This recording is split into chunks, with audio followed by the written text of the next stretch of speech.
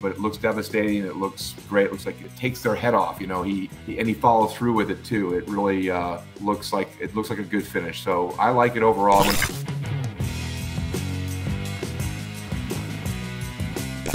Hello there, back again. This is Shawn Stasiak, former WWE and WCW Superstar, and this time I'm going to be reviewing and rating the WWE Raw roster's finishing moves of some of the talent. So here we go. It's going to be fun.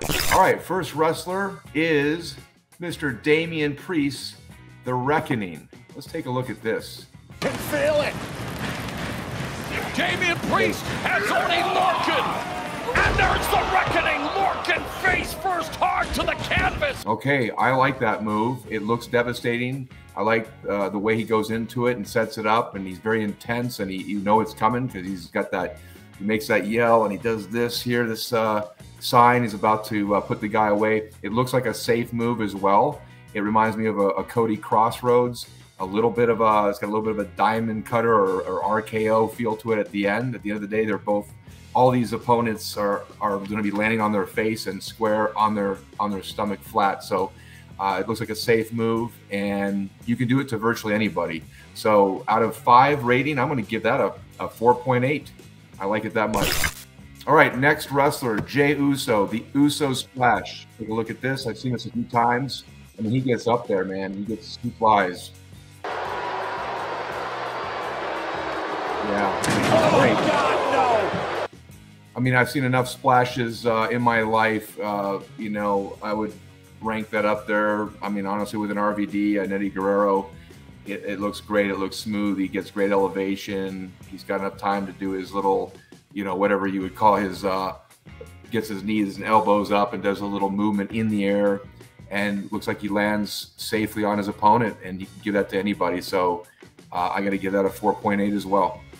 Next wrestler, Drew McIntyre, the Claymore Kick. Let's take a look at this. Right. Wow, there's a lot of power by Claymore!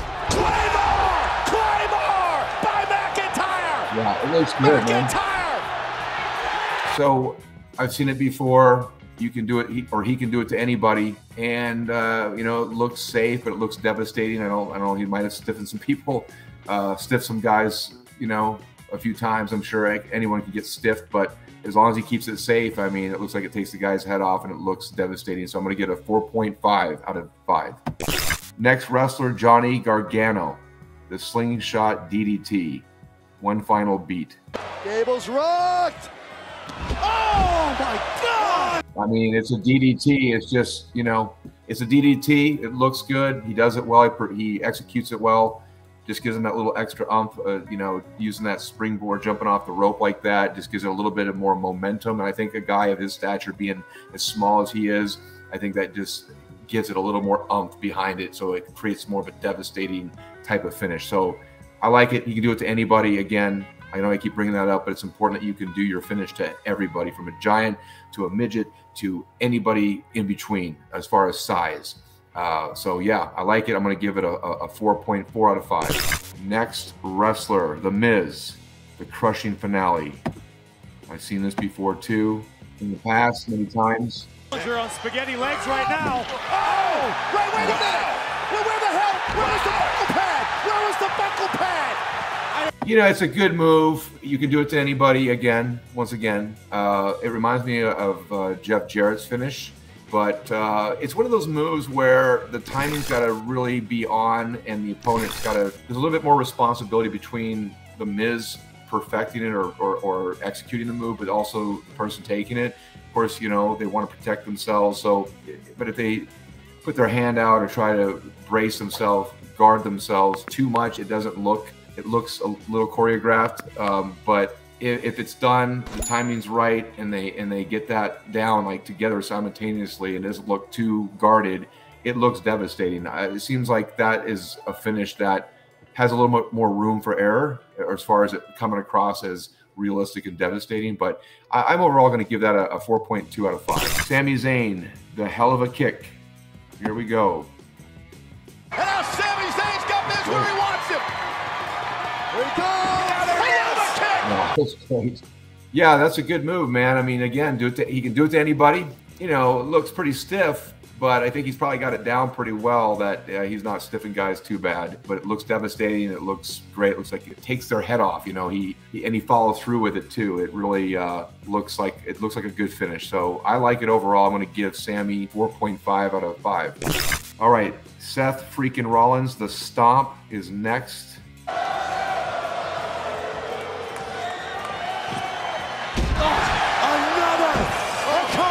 I mean, it reminds me of Billy Gunn's Famouser in some ways. It's just, he doesn't have to get as elevated. I mean, it's a devastating move. It looks good. You can do it to anybody. I find, though, that some look better than others. And that goes with all the finishes. You're going to have some matches and finishes that look better than other nights, right? But I find that that's also one of those moves where it looks like he might be pulling it a little bit, and it looks a little bit like he's really trying to protect the guy. And the whole art of professional wrestling is to look like you're trying to kill the guy and make it look as devastating as possible without hurting your opponent, right? But yeah, it's a good finish, and you know, but again, I see a little bit more room for error. It's going to rely on the person taking it, and of course, Seth delivering it. So overall, though, I think it's a good move. It's a good finish. Again, you can do that to anybody he works with. So I'll give that a 4.3 out of 5. Next wrestler, Shinsuke Nakamura with the Kinshasa. All right, Shinsuke, here we go.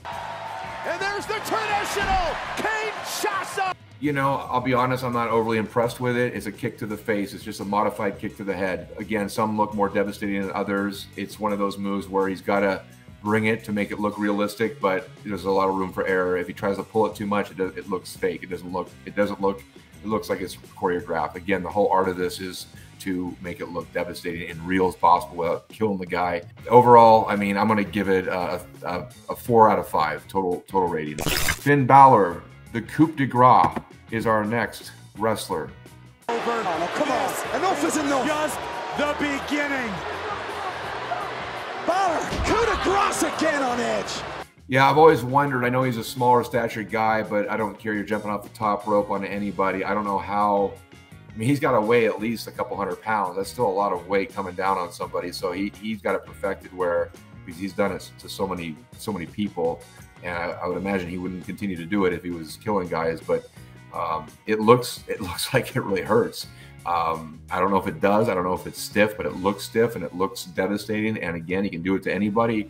And it's a great move. It's very unique too. You don't see that really. It's not a modified version of any other type of move that I can think of. Maybe there are, but I can't think of any. I think it's very original and unique. So I'm going to give Finn a 4.8 out of 5 on that. Next wrestler is Cody Rhodes, the Crossroads. Take a look at it. Cody Rhodes able to roll through the world.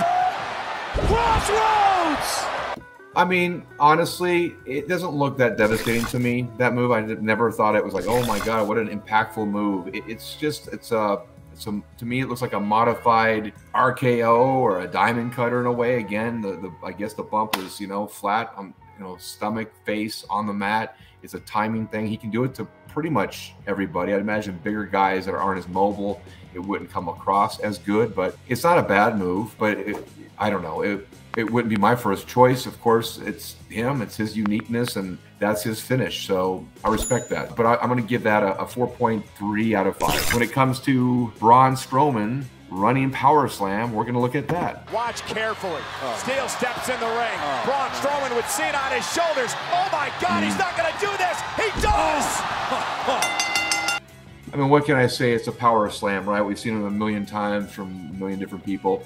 It's just Braun Strowman, such a huge, impressive-looking guy, and just girth of the guy, the structure, the height, just the size of him, and the way that he goes into it and runs his opponent to really put that extra slam effort into it. It looks realistic. It looks devastating. He could probably do it to virtually anybody because he's a giant himself, so he can. It might be a little more difficult to do that to someone like Big Show or a giant or a bigger person, but it's definitely something that he can do to most people. Looks devastating. He executes it well.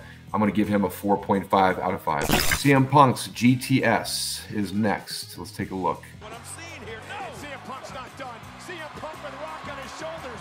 CM Punk, with a go to sleep. just like any other move or any other finish that I've talked about or seen, some of those GTSs look better than others. You know, it depends. Again, you can do that to a lot of guys, but it'd be a little harder. I've seen him try to do that to bigger people, and it's tough to get them off his shoulder and to get the knee up to time it so that it looks devastating, it looks real. But I think that with the lighter guys, it comes across a little bit more devastating because they're just lighter to throw up in the air and to be able to time the knee to the face. Got to be very careful with that move because it's a knee to the face. I mean, it doesn't feel too good. So overall, though, his trademark move, it's over, and I'm going to give him a 4.4 out of 5. Gunther, The Last Symphony. Here we go. Challenger. Ricochet can't even stand up. And Gunther, just like that. I mean, honestly, I like Gunther. I like his chops more than anything. I respect him as a talent, as a worker. He's great. Plays his character so well. He's so believable, and he's a real. Comes across as very real because I think he is real. I'm not crazy about his finishing move. That particular move I just saw. I'm referring to The Last Symphony. It just doesn't seem that devastating to me, honestly. I never thought that the angle slam was that devastating compared to a lot of other finishing moves, right? You know, I don't see it as anything more than just taking a body slam, really. It's just a modified slam. I think the idea is to drive it down on his opponent and maybe on his upper back a little bit to create more of an impact, I guess. I don't know. I'm not feeling that move. I'm not really connecting with it. Again, I like Gunther. I think he's great talent, great for the WWE, great for business. But I'm just not crazy about that move, so I'm going to give him a 4 out of 5. All right, women's. Becky Lynch. The manhandle slam. I still don't understand why they call her the man. The real man is my dad, Stan the Man Stasiak. That's the original man. Just want to get that out there. But let's look at the man's finishing move. The manhandle slam. And more. And Becky Lynch. Becky Lynch is taking care of business with a manhandle slam. I mean, it's a modified rock bottom. It's the manhandle slam. The first couple of videos that I saw, it looked kind of awkward with her. Almost looked like going for like a pump handle slam, taking the arm and putting it between their legs, and I don't know what she was doing. It looked awkward. I didn't really care for it. I guess now it's just almost like a cross between a choke slam and a rock bottom, I guess. I don't know.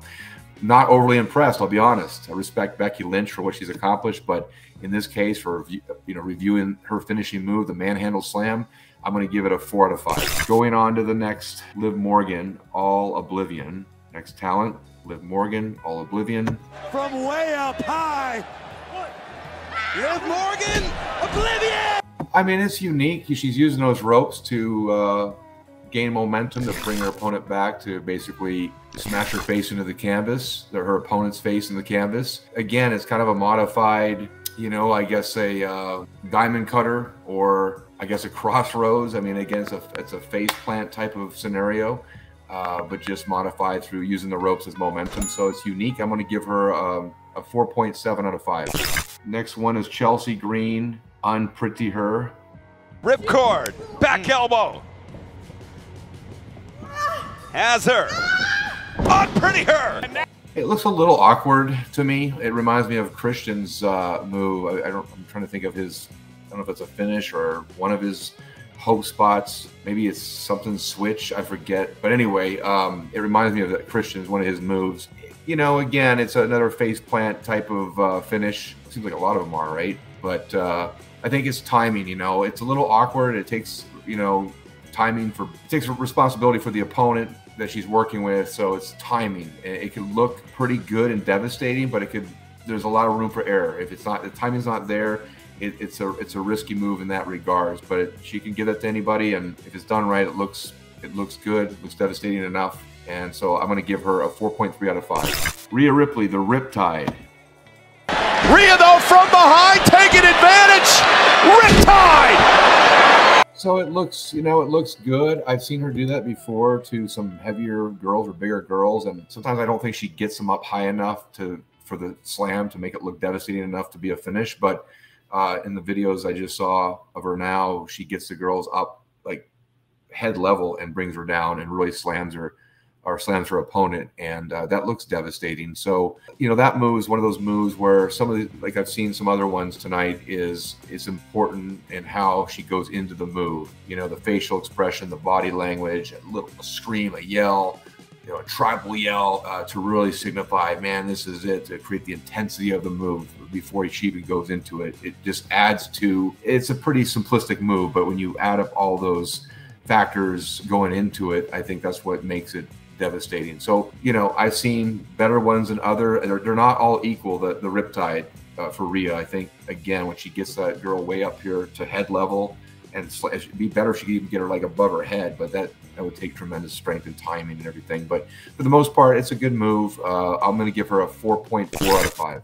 All right, next one is Raquel Rodriguez with the Tejana Bomb, or the Texana Bomb. Let's take a look at this. That clothesline may have knocked Chelsea Green out. It's already over.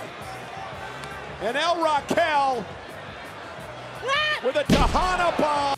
I mean, it looks pretty devastating because she's getting the girls way up there. It's like a choke slam, but we'll call it a low back butt slam. She's using that to hoist the girls up, to get them up, to, you know, obviously bring them down and have them crash flat on the mat. But it looks devastating the way she goes. And Raquel's a bigger statured girl, strong, athletic, and I think that move suits her well. It's a power move, and she can do that to probably most girls, if not everybody. Maybe Nia Jax might give her a hard time, but I'm sure they could work it to make it work for them. So I'm going to give her a 4.7 out of 5. So I hope you enjoyed this episode of rating the Raw roster's finishing moves of some of these talents.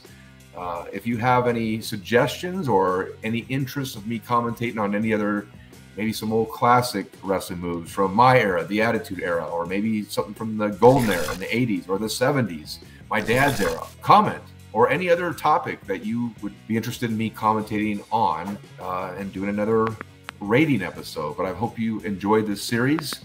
And until next time, you guys take care.